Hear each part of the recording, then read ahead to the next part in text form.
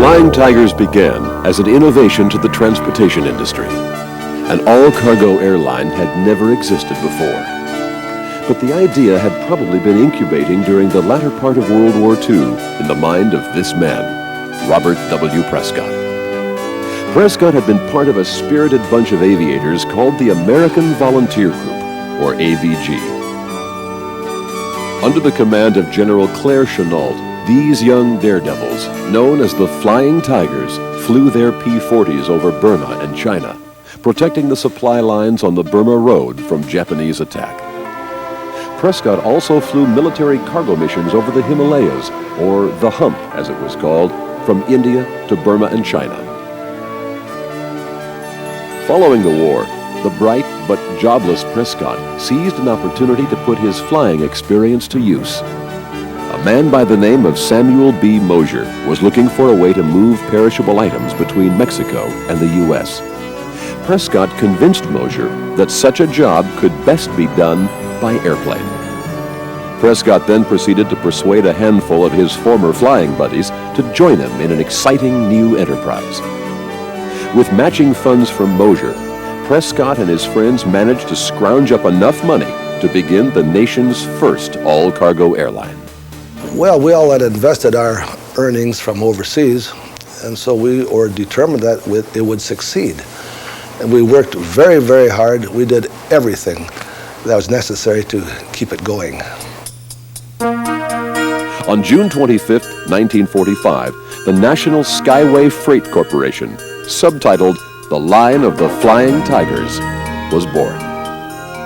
With a fleet of former Navy cargo planes called Bud-Conestogas, the new organization made its headquarters in a two-car garage at Long Beach Airport in California. Pilots, mechanics, even the gals from the office would help load and take off freight. Well, we washed floors, did janitorial work, washed the airplanes, serviced the airplanes, until we got to the point where we had sufficient personnel to do all that. The first shipments were loads of grapes, flowers, and furniture. The airline was in business. Well, we'd stop at every airport, and in the beginning we flew flowers west to east, which was a natural, and some fruit. And then also from the East Coast, mainly it was furniture, kind of like a moving van, a moving line. But also, when we were empty, and we were empty a great share of the time, we would go around and try to find passengers in the crowded terminals, and then we'd offer them a good deal, much less than the airfare, and we'd usually get a few, from a handful to maybe a dozen, or sometimes 2 dozen people to fly with us.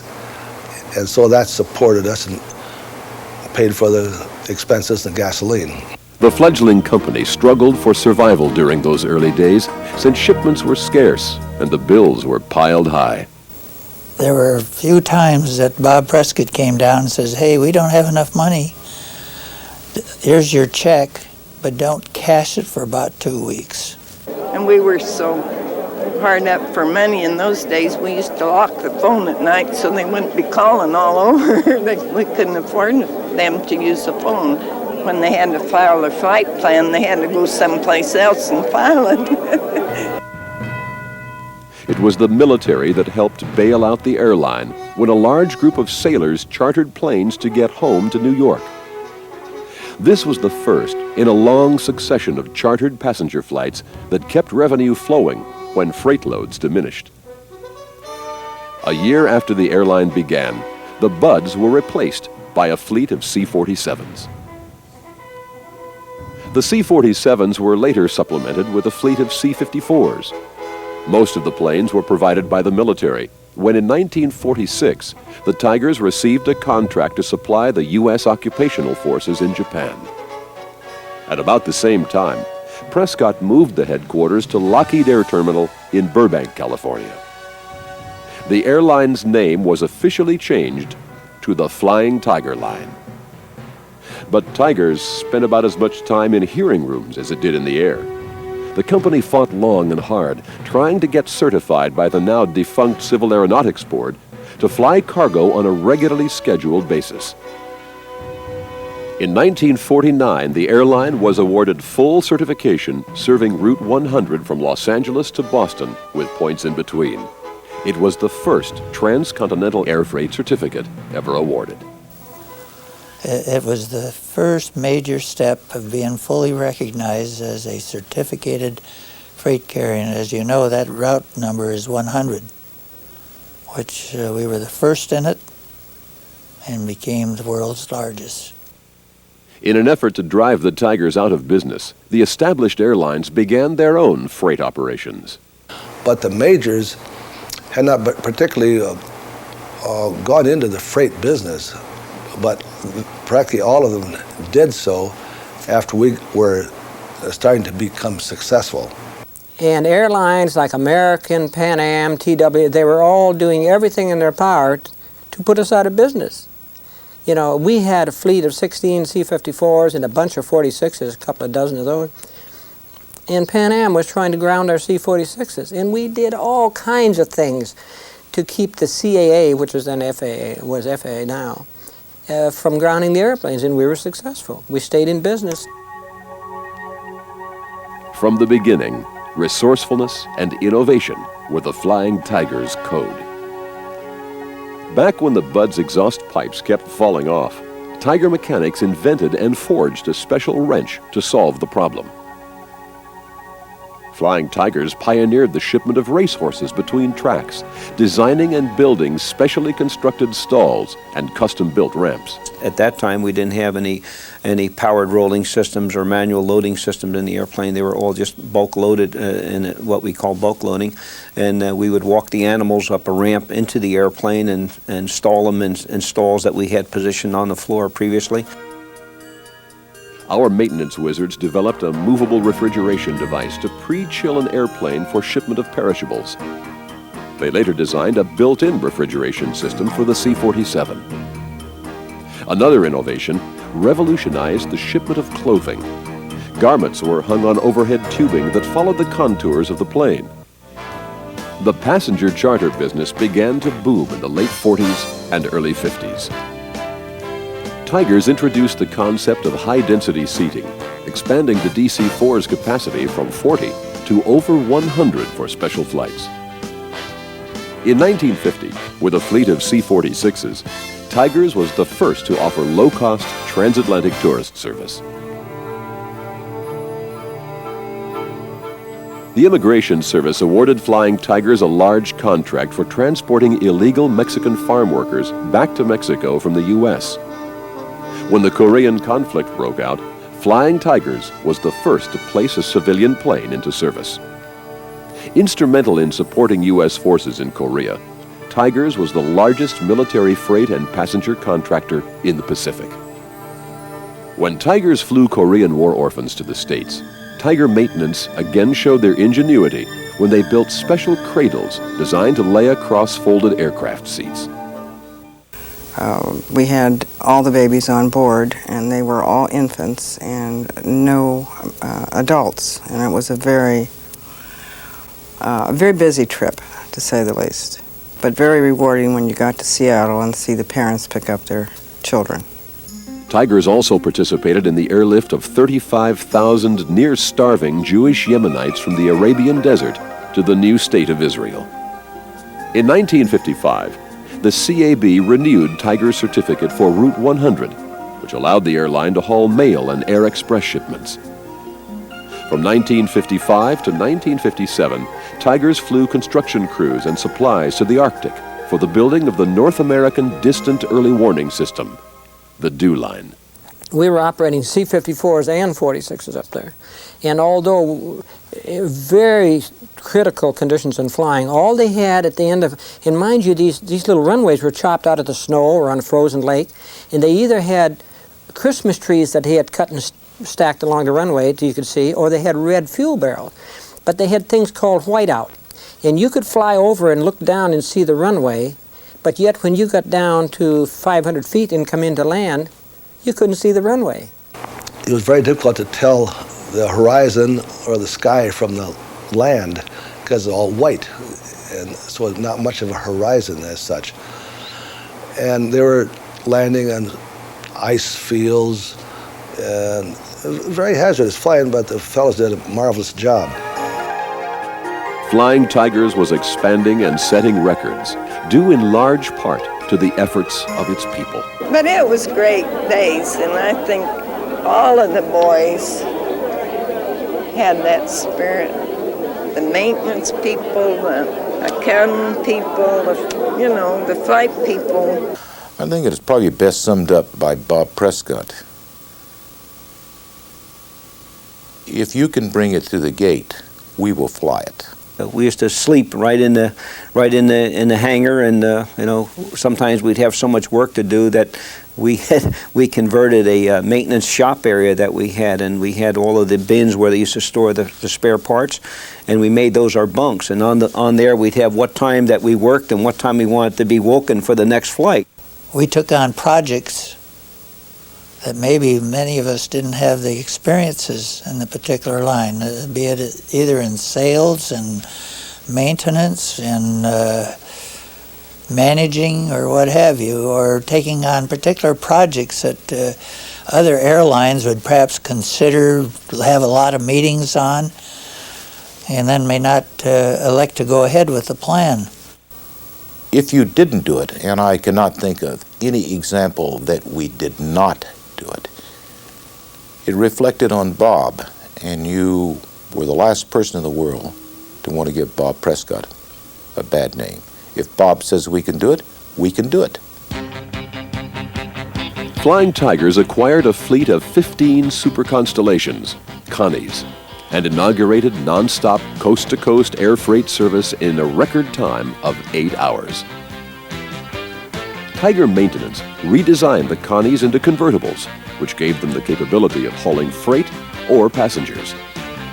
In the passenger configuration, Tigers set a single-trip record across the North Atlantic with 114 passengers. This was later increased with careful engineering. So what I did, I staggered the triple seats, because if you put them side by side, you ended up with a 13-inch aisle, and you had to have 14. By staggering them so that the seat was opposite of where you sat in the other side, we were able to get a 14-inch aisle, and we got 10 more seats in the airplane. Transporting 70,000 travelers in 1957, the Connies gave Tiger's group charter business a tremendous boost. The 60s proved to be another decade of record-setting and innovation. In 1961, Tigers took delivery of a fleet of planes specifically designed for hauling freight, the CL-44 Swingtails. These aircraft were faster, more powerful, had a longer range, and carried a third more freight than the Connies. The tail would swing aside, allowing cargo to be loaded directly into the cabin, eliminating the usual side door jockeying. The deck floor was equipped with rollers, allowing a new concept in loading: palletized cargo for easier handling. Along with the Swingtails, Flying Tigers introduced its first automated cargo terminal in Chicago, Illinois. The innovations continued in 1962, when Flying Tigers began the first coordinated combination sea and air transportation service. This service, called Sea Tiger, became a viable and important part of our business.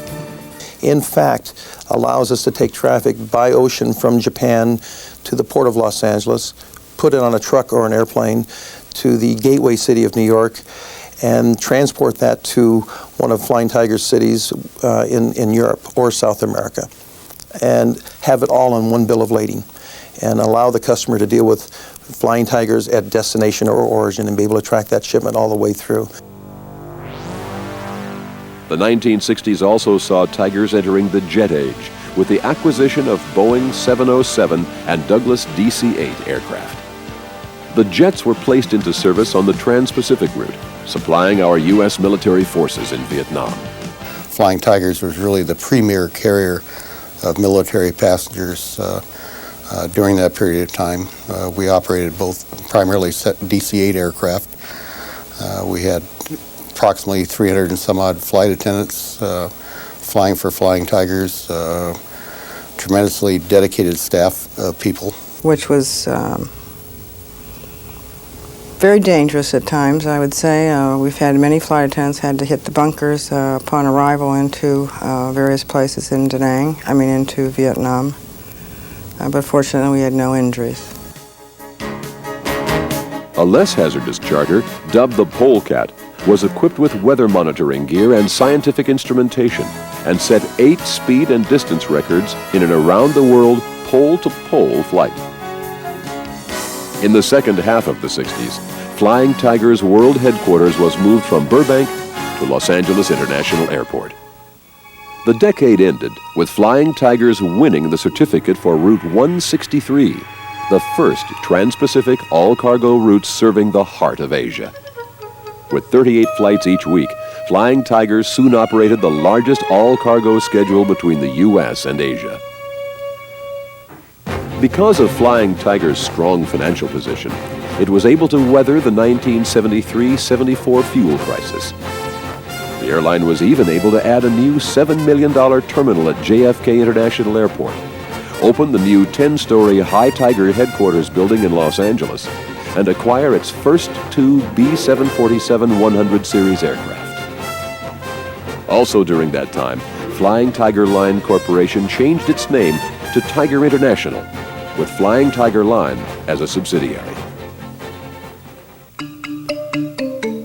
Even though Flying Tigers continued to grow, it still took time to show caring and compassion for the world's less fortunate. The company has for years been ready to pick up and go, whether it be a hurricane, a tornado, Mexico City earthquake. As I recall, we were ready at the wait with services, whether it be an airplane or contributions or getting things from A to B. This company has a strong, I think, and a marvelous reputation for being there when you're needed. In 1975, Flying Tigers flew 176 mercy missions to the besieged Cambodian city of Phnom Penh. Flying Tiger employees organized 2 missions to the drought and famine-stricken nation of Ethiopia. A group of employees contacted the top management of Flying Tigers and asked whether or not the company would participate in allowing the employees of Flying Tigers to do something about this on their own and to the extent possible at their own expense. We had put together what we called Life Lift, which was an operation to take one of our 747 aircraft that the company had been good enough to remove from scheduled service. We had just about up to the last pound grossed out the airplane with medical supplies, foods, blankets, baby scales, things that were helpful and needed at that time by those people. The cockpit crew had volunteered their services. We had 2 flight attendants who had volunteered their services. Other recent mercy missions conducted by Flying Tigers included the earthquake relief projects in Mexico City and Soviet Armenia.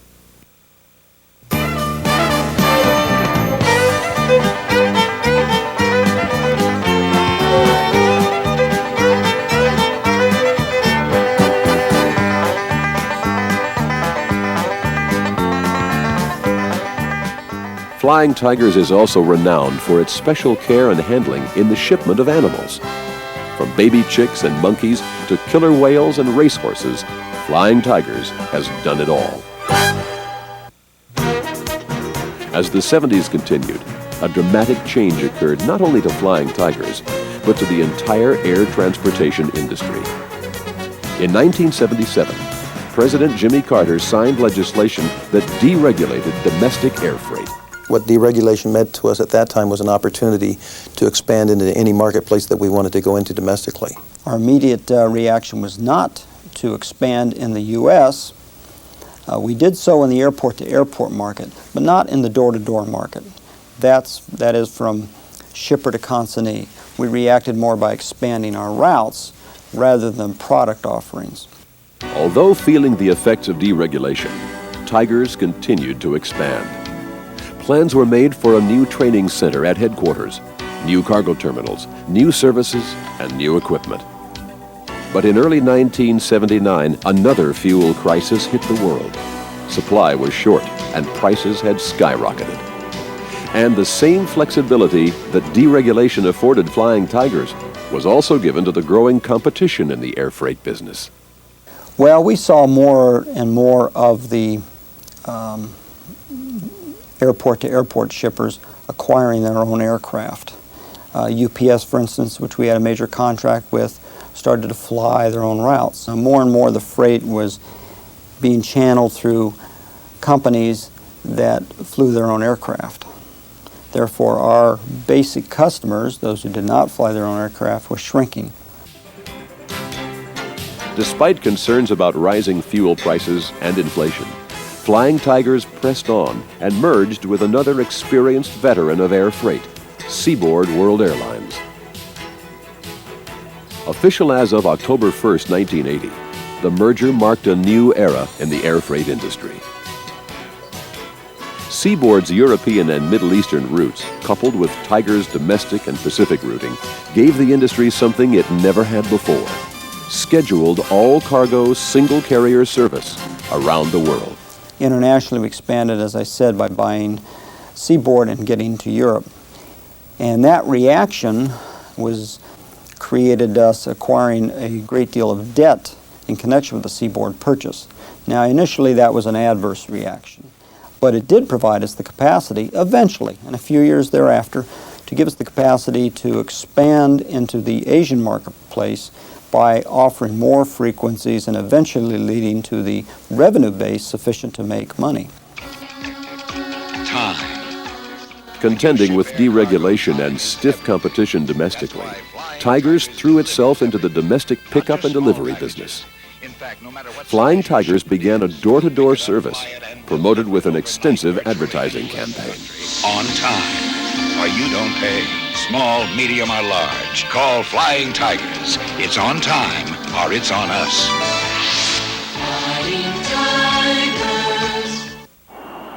While competition continued in the domestic market, it was also beginning to take its toll in our normally strong Trans-Pacific market. When we started in the Pacific, we were really the all-cargo carrier. We had the lion's share of, all the markets to ourselves. I mean, I can remember Taiwan, we used to be 70%, and Japan, we used to be 40% better, those kinds of things. And that's gradually decreased simply because of the additional capacity that has been introduced into all the markets. American and foreign carriers continued to divert some of our traffic and our revenue. Flying Tigers found itself again struggling for survival. I don't think the employees realized how bad off we really were. Financially, we were a bankrupt company, although not officially. When you don't pay your lenders, there's a signal there you've run out of cash, and we had run out of cash. Airplanes and other assets had to be sold. Uncertainty gripped the airline with fears of corporate takeovers. That was probably the real low point financially for the company. We had been deteriorating during the early 80s, and interesting enough, some of those decisions, which had a real adverse impact on us and almost led us to bankruptcy, were very beneficial in the longer run. The purchase of Seaboard, as I mentioned, gave us the additional 747 aircraft. The purchase of the 3 Singapore aircraft, passenger aircraft, we eventually swapped with Pan Am for 4 cargo aircraft. Even though competition continued to take its toll, Flying Tigers implemented plans for a new hub at Rickenbacker Air National Guard Base near Columbus, Ohio. The hub opened in early 1986. I will probably never again experience such a wide range of emotions in my life. It was chaotic. It was hectic. There was all kinds of fears. There was heavy concerns. A lot of people running around, a lot of last-minute items to be taken care of. The first couple of months were absolutely brutal. Long days, a lot of work, a lot of dedicated people, tremendous amounts to attempt to accomplish, a lot of revisions to operating procedures, a lot of trial and error, a lot of just trying different things, a lot of innovation. anything we could do to refine the system, make it work a little better, save a few minutes here, a few seconds there, a little bit of labor somewhere else. All in all, the entire project for startup really one phenomenal cooperative venture on behalf of Flying Tiger people everywhere. Nearly 500 people assembled at this 196,000 square foot state-of-the-art cargo facility every night to sort the world's air freight. By its second anniversary, the hub had serviced approximately 10,000 flight operations and 300 million pounds of domestic and international air freight. Although the hub proved to be successful, Flying Tigers still was not making the profits needed to survive. So it was necessary to do something about our basic cost structure. Over the years, we had done most everything we could to reduce our costs in terms of furloughs, elimination of certain job positions, cost containment in every aspect of the company. But we needed to attack the real guts of it. In the fall of 1986, the company implemented a bold three-point plan that resulted in an incredible turnaround for Flying Tigers. If you recall last fall, in a large sense, in a macro sense, we said there were 3 objectives that we wanted to accomplish and that they needed to fall sequentially.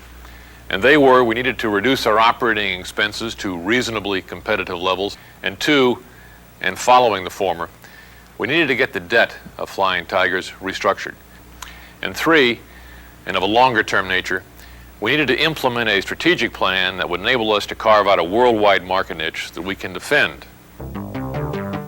Plans were implemented to increase lift capacity and to upgrade facilities and equipment. The company also initiated an incentive program called the Partnership Plan, which would allow employees to reap the benefits of returning Tigers to profitability in the form of profit sharing and stock ownership. Miraculously, at the end of 1987, Flying Tigers reported a record pre-tax profit of $106.6 million, a dramatic turnaround. The Tiger spirit had emerged once again. In 1988, a renewed Flying Tigers began focusing on a variety of marketing strategies that would carry it into the next century and establish it as a globally integrated system of air freight services. The theme of this strategy, we're taking care of business. In December of that year, a new chapter in history was recorded. About an hour and a half ago, we announced in New York at the opening of trading on the New York Stock Exchange that Federal Express and Flying Tigers, a large air freight company that most of you are familiar with, had announced an agreement that Federal Express would acquire Flying Tigers. From an idea born in the skies over China, Flying Tigers became the largest air freight airline in the world. With more than 4 decades of experience and less than 7,000 employees, Flying Tigers has provided service to virtually every place on Earth. We've always taken pride in having the capability of moving just about anything, anywhere. Our niche in the market has been our unique ability to successfully transport the unusual as well as the routine. We can all be very proud of our heritage and our company's place in history. The founder of Flying Tigers, Bob Prescott, passed away in March 1978. Prescott left us with something he nurtured and cultivated in his employees since the day he began the company. It was more than enthusiasm and resourcefulness. It was more than tenacity and perseverance. It was a spirit. The Tiger can-do spirit. He was, I guess, what would you call it, a young man's image of what I would have liked to have been. Idle, I guess is the word. He was a very rough, craggy, homespun, very down to earth. He was had a lot of fun, good sense of humor, and the one thing that you always depend on is the fact that he was probably the most frank and direct person that I've never met. I don't think there was a devious bone in his body. He always gave you the impression, don't look back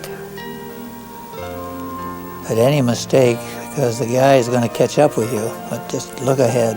His aggressiveness in business and wanting to perfect and enlarge in the airline is my greatest recollection of Bob. Now, I think that can-do spirit started with Bob. I think that was really his attitude. That, you know, don't tell me about, you know, all the reasons as to why you can't do it, but tell me, quote, how you think we could accomplish it and what tools you need to do the job with and those kind of things. And he was good about supporting that type of thing. He was not receptive to the reasons as to why you can't do things. And it never entered at my mind to ever say no. In fact, Jim Dern, who was the head of maintenance for many years, said to me one time, "Do you have no in your vocabulary?" He said, "Every time I sit around a meeting, somebody asks you to do something, you always say, okay, we'll do it." And I often wonder, how do you know you're going to do it? And I said, never enters my mind that we can do it. Historically, I think any group of Flying Tigers that are given a challenge, and in many cases it's a challenge that seems unattainable, the tougher the challenge, the more I've seen Flying Tiger employees rise to the occasion and just, despite the obstacles, have just expressed the fact that they're going to do it, and they do accomplish it. Well, in my mind, the can-do spirit is almost a reaction. And when a decision needs to be made, they make it. When something needs to happen, they make it happen. Whether it be in the terminals, on the aircraft side of it, or in the financial department. I've seen individuals previously when a financial analysis needs to be made in a half a day instead of a week, it just happens, it gets done. That can-do spirit is pretty astonishing. The more people were challenged or the more they were told you're not going to be able to accomplish something, the more resolution and dedication I think they came up with to ensure that it did in fact happen. Our people had this sense of urgency that's tied with the can-do spirit. So the employees that are part of our company, what we end up doing is seeing people work very hard to accomplish something because we believe we can do it and we want to do it right. And it was everybody working together. It wasn't just one person doing this or one person that. It was everybody together. You wanted to come to work. You kind of felt if you weren't at work, you were missing something. But it was fun. It was, I guess, the atmosphere. People care enough and have enough loyalty not only to the organization but to themselves to make things work that might otherwise seem impossible or impractical or illogical. Certainly the loss of Tigers is pretty emotional. You hate to think of the Circle T not flying the sky anymore. But like any legends, in order to achieve legendary status, you have to become somewhat historic. So certainly it'll live on in spirit, if nothing else, then in the minds of the employees who've been part of this program, part of this company. I think we all have a lot to look back on and a lot to feel proud of. Flying Tigers may be coming to an end, but the Tiger can-do spirit will live forever.